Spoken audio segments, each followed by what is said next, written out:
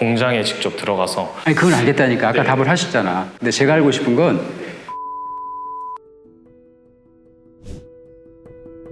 크게 실수한 거는 눈에 안 띄는데 그렇다라고 우리가 성현 씨를 채용해야 되나?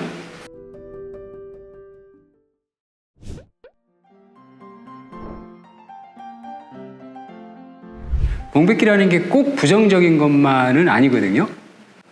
지원자가 그걸 설득력 있게 설명을 하느냐 아니면 설득력이 없이 설명을 하느냐의 차이라고 저는 생각을 해요. 그래서 공백기에 어떤 활동을 했는지가 이력서나 자소서에 지원한 회사나 지원한 직무랑 연관성이 있으면 더더욱 설득력이 높아집니다. 자, 준비한 자기소개부터 들어보도록 할까요? 안녕하십니까. 반도체 직무 지원자 김동진입니다. 시작하기에 앞서서 우선 저의 강점 2가지를 말씀드리려고 합니다. 우선 첫 번째로는 성실함입니다. 빠르게 엔지니어가 되고자 하는 그 생각 하나만으로 휴학 없이 졸업을 하였고, 그리고 어떤 여러 가지 교육들을 수료하였고, 그리고 준수한 전공 학점까지 얻을 수 있었습니다. 이 모든 것들은 저의 특유의 성실함 덕분이었습니다. 그리고 2번째로는 침착함입니다. 저에게 닥치는 어떤 위기 상황 속에서도 침착함을 유지하고 문제 상황을 분석하고 그것을 해결하는 데 좀 강점이 있다고 생각을 합니다. 제가 지원한 이 공정기술이란 직무는 문제 해결 역량이 가장 중요하다고 생각합니다.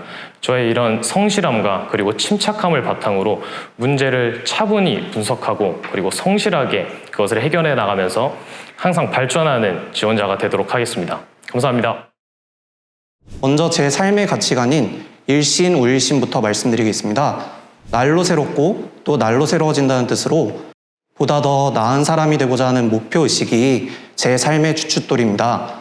저는 이와 같은 자세로 2년간 독학을 통해 동국대학교 화공생물공학과로 편입에 도전에 성공하였고 D제약에 지원할 발판을 만들었습니다. 이러한 저의 도전 정신을 바탕으로 실무에서 품질 기준을 반영한 품질 목표를 설정하고 설정한 목표를 달성하기 위해 끊임없이 도전하는 실무자가 되겠습니다. 이상입니다. 추상적인 단어를 가져오면 차별화가 안 됩니다. 다른 지원자하고. 반도체를 지원했다라고 그러면 반도체 공정 소자 중에 저는 포토 관련되는 역량은 정말 자신이 있습니다. 이런 정도 구체화시켜서 가져오는 게 좋다라는 거죠.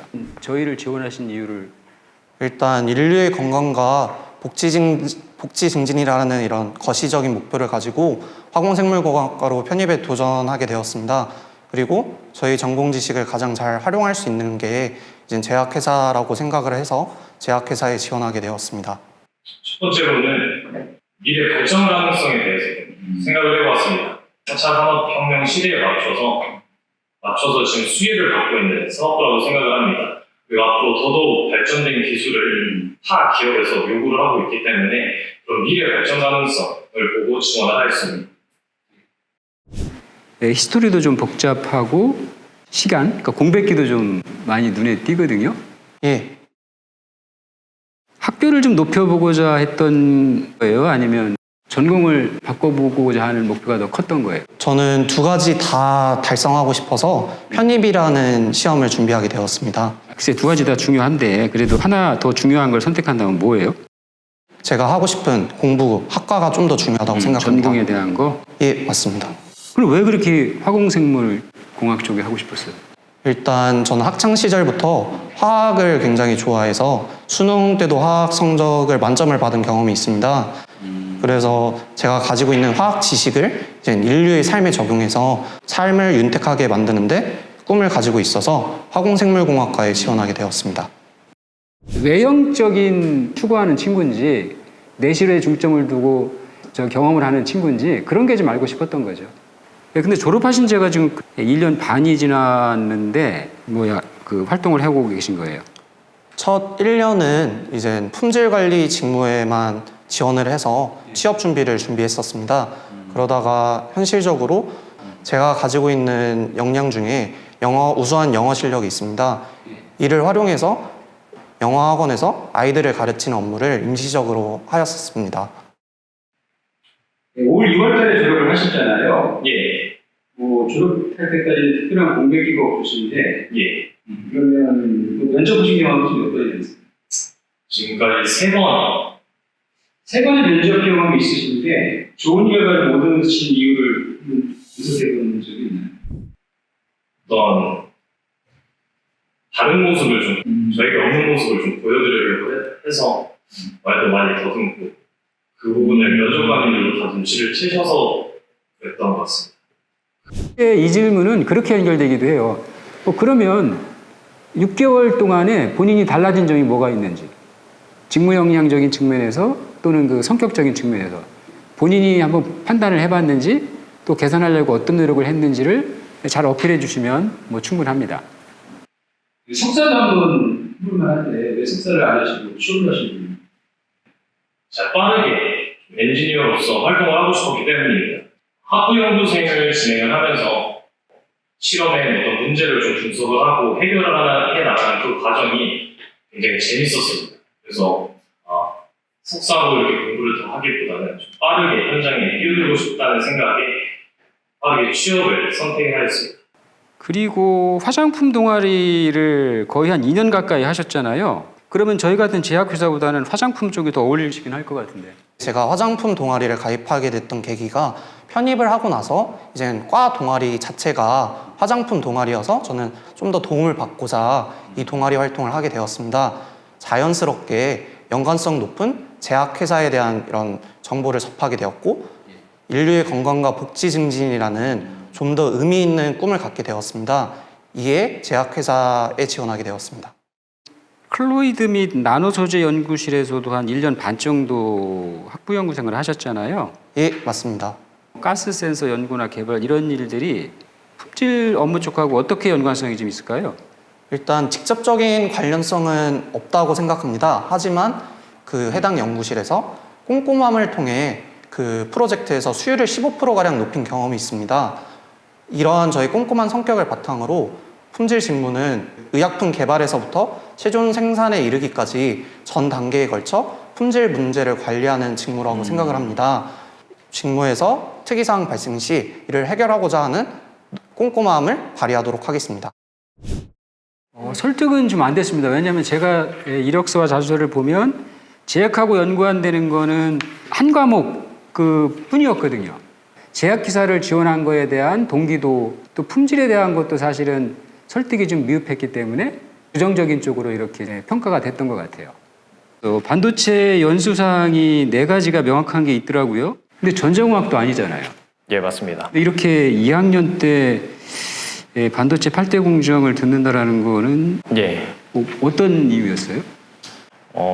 제가 직무를 선택했던 이유와 좀 비슷합니다. 미래의 어떤 가능성을 봤습니다. 그 성현 씨의 이력 내용하고 자소서 내용을 좀 읽어봤어요. 봤는데 품질 업무에 대해서 그렇게 열정을 가지고 준비했다라고 제가 느끼기는 조금 어려워서. 이젠 품질 관리는 그 정보를 수집하고 분석하는 능력이 가장 중요하다고 생각을 합니다. 그래서 앞서 1분 자기소개에서도 오케이, 정보 분석 능력은 아까 저도 읽었고요. 저는 우수한 어학 성적과 지금 품질 관리에 관련된 분석 기사 공부하고 있습니다. 이를 통해서 그 품질에 필요한 다양한 분석 방법을 익히고 기기를 다루는 방법에 대해서 조금 더 심도 있게 공부해 보고 싶습니다. 공백기 동안에 했던 그 경험이 본인이 지원한 회사나 직무랑 연관이 되면 업무 내용을 구체적으로 설명해 주면 좋아요. 직무랑 거리가 멀면 업무 내용보다는 그 경험을 통해서 내가 뭘 배웠는지, 뭐 프로세스나 툴이나 이런 걸 얘기해도 괜찮고요. 아니면 마인드적인 걸 얘기해도 괜찮다라는 거죠. 뭐 100점은 안 되더라도 50점의 그 평가 점수는 받을 수 있겠죠. 만약에 지원자가 저 회사에서 엔지니어로 일을 하신다 그러면 개발 현장에서 일을 하시는 거 아니에요? 네. 그럼 엔지니어로서 성공하려고 그러면 가장 중요한 요소가 뭐라고 생각해요?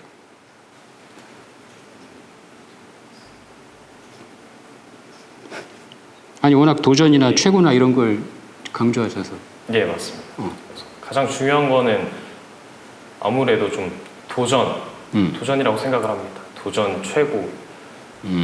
도전 최고. 네. 오케이, 근데 도전이나 최고나 이런 것들 적어주신 거는 네.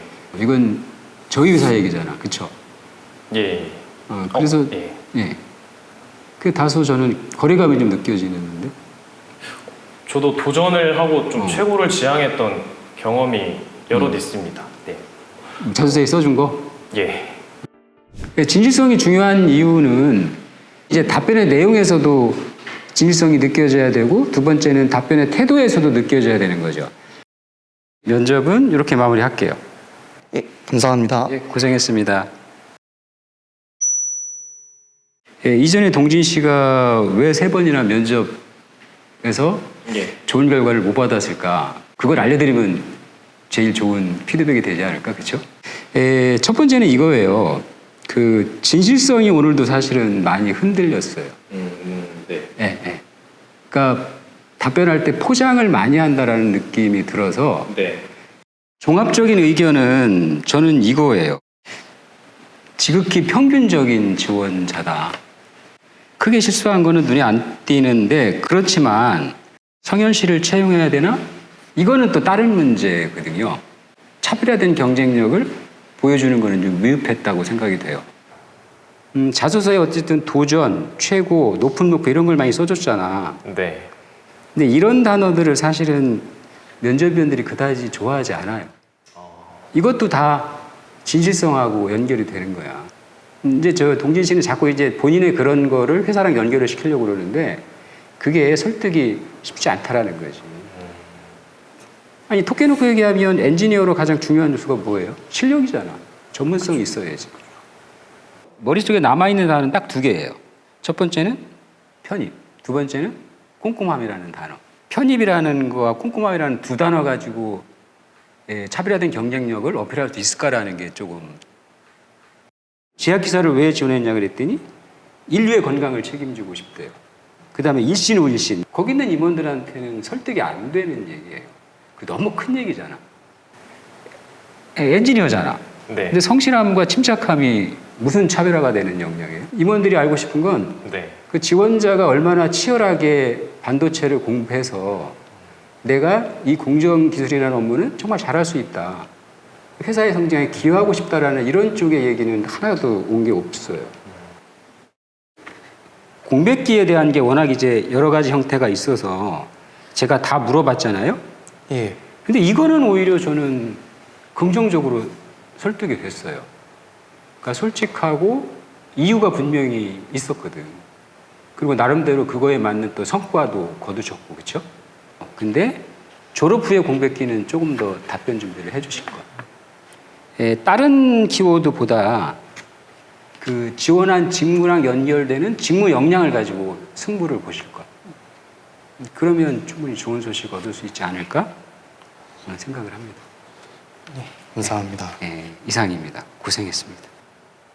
그거에 아니 워낙 학점을 비롯해서 해오신 것들이 충분하기 때문에 네. 있잖아. 2학년 때 이 반도체 8대 공정을 연수를 받았다라는 건 거기다가 또 2021년도에 3가지 반도체 그 연수를 또 받았잖아요. 근데 네. 이게 다 반도체나 공정기술하고 연관이 되는 네. 활동들이잖아. 네. 그러니까 이렇게 좋은 활동들이 다 발휘가 안 되는 거지. 그러니까 잘 보이려고 생각하지 말고 면접. 네. 그러면 동진 씨는 합격해요. 네. 겸손과 예의. 생각보다 고칠 점이 많구나.